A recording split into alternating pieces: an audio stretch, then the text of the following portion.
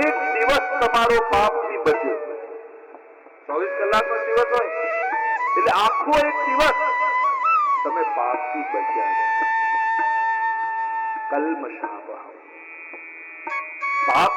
પાપ છે એને તો જોવે છે કથા, પણ નવા પાપ રોકે પણ છે કથા. નવા પાપ થતા રોકાય ભગવત કથાથી. કલ્મષાપ શ્રવણ મંગલમ, જે શ્રવણ કરે એનું મંગલ કરનારી કથા છે. શ્રીમદાનતમ, શ્રી આપનારી આપની કથા. जिन हरि कथा सुनी नहीं कासर काना, कर्णरंध्र हरि भवन समाना. तुलसीदासजी તો કહે છે કે જેના કાનથી કથા નથી સાંભળી એના કાન તો પાપના દર છે. આપણા કાનને શું ગમે? આપણી પ્રશંસા અને પરની નિંદા.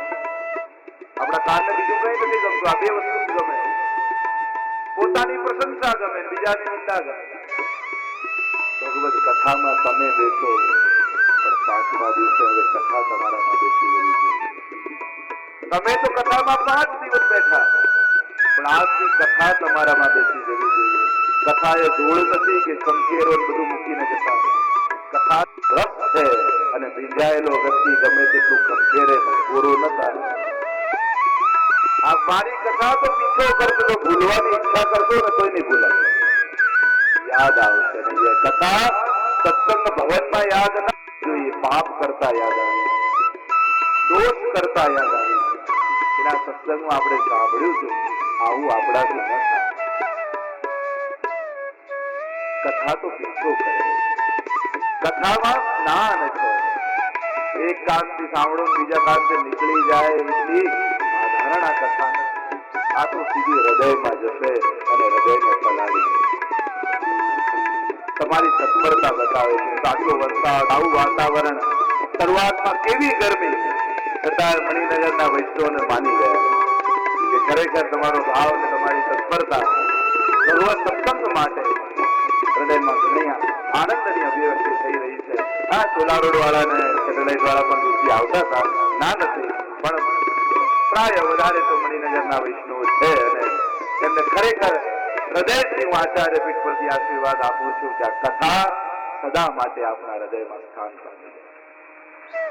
ભાવ રૂપે સદા તમારા હૃદયમાં એ રોમાંચ કરતી રહે અને કથા તમારું જીવન બની જાય. અને આ રીતે સદા કથા રસના પાન કરતા રહો ને કૃતાર્થ થતા.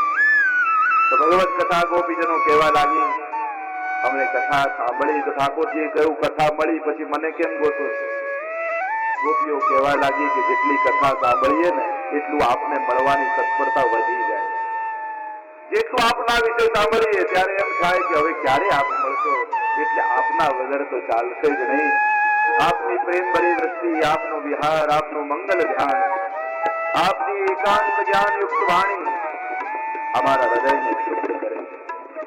જે વસ્તુઓ સંયોગમાં સુખ આપે એ જ વસ્તુઓ યોગમાં વધારે દુઃખનું કારણ. સંયોગમાં જે વસ્તુને કારણે આનંદ મળ્યો હોય, સુખ મળ્યો હોય, વિયોગમાં એ જ વસ્તુને યાદ કરીને વધારે દુઃખ થાય. હે પ્રભુ, આપનું એ આપનું એ બાકી ચિત્તવંતી અમારી ઓર જોવું વિકસિતમ. મહાપ્રભુજીએ પાઠાંતર ભેદ પેલામાં વિક્ષણમ છે, આમાં વિકસિતમ. આપનું એ હસવું, આ હસો ને અમારું મન હરાઈ જાય. કહેવાય છે કે પ્રભુ જેવું હાસ્ય વિશ્વમાં બીજા કોઈનું નથી. ભગવદ ગીતાનો પ્રસંગ કહે છે ને એકવાર ઠાકોરજીએ ઠાકોરજીને સખા સાથે બોલાવ્યા રાસ સોતરા ઉપર. રાસ સોતરા પર ઠાકોરજી આવ્યા અને સ્વામીજીને કહ્યું કે ચાલો રાસ કરીએ. સ્વામીજીએ કહ્યું આજે રાસ નથી ખેલવાનો, આજે નાક નીચોની લીલા કરવાની. શરત 3, કોઈ રાસ સોતરાની બહાર નહીં જાય. બીજી શરત, એક વારમાં જ ઓળખી રહેશે.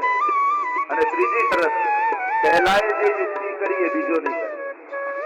ઠાકોરજીને થયું કે સ્વામીજીને શું સૂજ્યું, આજે રાસ સોતરા પર આપણે કરવાનું આંખ નીચોની લીલા. સ્વામીજી કહ્યું બસ કેવું પડશે. સ્વામીજીએ નેત્રો બંધ કર્યા, બધા જ કપટીજનો બહેનો સાથે જે બધા સખીજનોએ નેત્રો બંધ કર્યા અને ઠાકોરજીને કહ્યું કે હવે આ સંતાઈ જાય. ઠાકોરજી કે આ રાત છોકરો આટલો નાનો, આમાં બહાર જવું ક્યાં? યુક્તિ કરી, બધાને પોતાના જેવું રૂપ આપી દીધું. પોતાના જેવા બધા જ સખાઓ કૃષ્ણ બની ગયા. એવા જ પીલા દેવ સ્વરૂપ. જ્યાં સ્વામીજીએ નેત્રો ખોલ્યા અને જુએ તો બધા એક જ વારમાં ઓળખવાના છે. કેમ ઓળખ્યું? બધાને લાઈન પર ઉભા કરી દીધા અને સ્વામીજી કહેવા લાગ્યા, પહેલા પાસે જઈને હસીને બતાવો. હસ્યા, આગળ ગયા, બીજાને, ત્રીજાને, જ્યાં 11મા પાસે ગયા કહ્યું હસીને બતાવો. જ્યાં હસ્યા ત્યાં કહ્યું પ્રભુ બહાર પધાર્યા. ખરેખર ઠાકોરજી, અરે પ્રભુએ કહ્યું કે મને ઓળખો કઈ રીતે? સ્વામીજીએ કહ્યું કે બધા આપના જેવું રૂપ લઈ શકે, શૃંગાર ધારણ કરી શકે, પણ આપના જેવું હાસ્ય તો ત્રિલોકમાં બીજા કોઈ નથી. પ્રહસિતમ પ્રિય, આપનું જે હાસ્ય છે ત્રિલોકમાં એની બરાબરી કોઈ ન કરી શકે. પોતપોતાના ઘરેથી શાક લઈને આવજો. બધા સખાઓ પ્રસન્ન થઈ ગયા. ઘરે ગયા અને માને કહ્યું, માં કલ પ્રભુ हमारे घर की सामग्री आरोगे. અને બધા સખાઓ સખીજનો પ્રસન્ન થઈ ગયા. જેને જે ઉત્તમ સામગ્રી બનાવતા આવડતી હતી એ સિદ્ધ કરી અને બીજા દિવસે છાપમાં રેશમી ટુકડામાં બાંધીને ખાતા. બધા સખાઓ ગયા. શ્યામ દાસ પર ઠાકોરની મધ્યમાં બિરાજ્યા. આસપાસ બધા સખાઓ. બધાએ પોતપોતાની ટોકરી ખોલી. કોઈએ કહ્યું, મૈયા મેરી મૈયા પેડા બડી સુંદર બનાવે, લે લાલન આરો. કોઈના પેડા આરોગે. कोई कह रहे लालन मीठो मीठो मां तक खाएगो, मेरी मैया पीको बड़ो सुंदर बनावे, ले पीको आरो. बधानी सामग्री आरोगता હતા. એક મધુમંગલ નામનો બ્રાહ્મણનો બાળક દૂર ઉભો ઉભો જુએ કે પ્રભુ બધાની સામગ્રી આરોગે, મારી પાસે તો કાંઈ નથી. મારી પણ સામગ્રી પ્રભુને આરોગાવું. દોડતો ગયો ઘરે. અરે मां कई कहा कछु बोले, मेरे भी लालन को अपने घर की सामग्री आरोगा. मां कहेवा लागी, अरे આપણે તો ગરીબ બ્રાહ્મણ, આપણા ઘરે કાંઈ ડબ્બા ઊંધા કરીને બતાવ્યા. બાળક જીદ કરે, નહીં કઈક તો આરોગાવ. યાદ આવ્યું, કાલની ખાટી છાશ પડી છે, ચાલશે? હા મૈયા ચલેગી. છાશ કુરડામાં લીધી, ઉપર વઘાર કરી દીધો અને કહ્યું, લે આરોગાઈએ લાલન. અને મધુમંગલ તો પ્રસન્ન થતો થતો દોડ્યો. દોડતો દોડતો જામ ઢાક પર આવ્યો અને જુએ તો લાલન કોઈના પેડા, બરફી, જલેબી આરોગી. મનમાં વિચાર થયો કે આવી સુંદર સામગ્રી આરોગે છે, એમાં મારી ખાટી છાશ પ્રભુને ગમશે. ક્યાંક મારી લાલન હાથી તો નહીં કરે ને કે લાયો કોઈ ખાટી છાશ લાયો. મનમાં ડર લાગ્યો. થયો ત્યારે છાશ ત્યાં લઈ નથી જવી. શું કરું? ત્યાં લઈ જઈશ તો લાલન માંગશે, આરોગશે તો મારી હાથી કરશે.